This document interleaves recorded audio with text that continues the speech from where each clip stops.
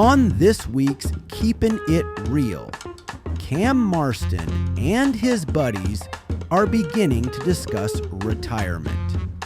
Cam's learning, though, that maybe working so hard to get to retirement may not be worth all the effort. The subject of retirement has come up with my crowd lately.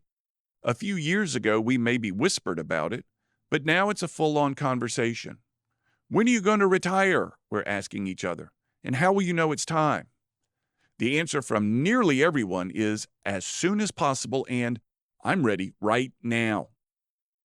Last week, I had breakfast with a lady in healthcare who leads education for medical doctors for a very progressive organization out west. We talked shop for a bit. She had lots of ambitious plans for her organization. She sounded like someone fully engaged and stimulated by her work. My guess is she's about my age, and I asked if she ever thought about retirement.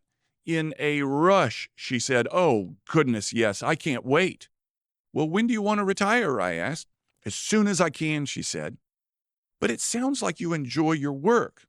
I was confused. "I do," she said, "but I'm ready to not have to do it anymore." She enjoyed it, but she doesn't want to have to do it. Similarly, I've heard more references to burnout recently than I've ever heard. A friend in Mississippi said his wife could tell he was burned out so badly that she needed him to either take a year off or buy a new boat. Now that's a supportive spouse. He was lucky to have her, and he knew it.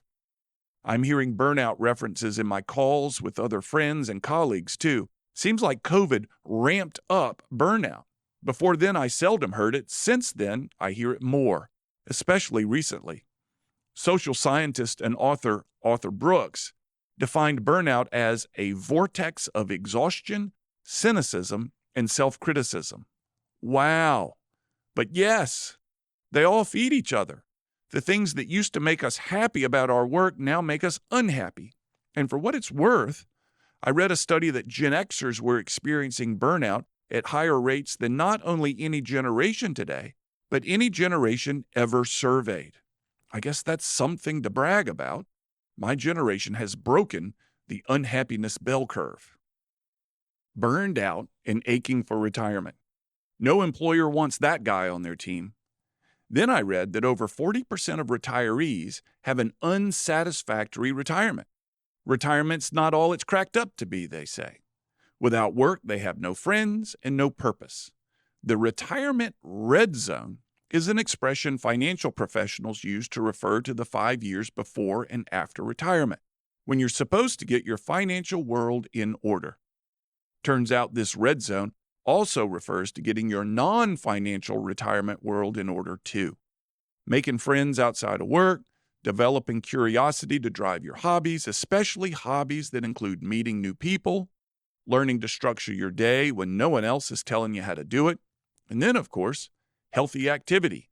No retirement is enjoyable if you let your health go.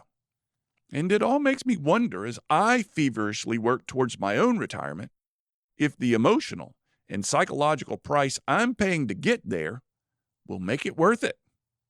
I'm Cam Marston, just trying to keep it real.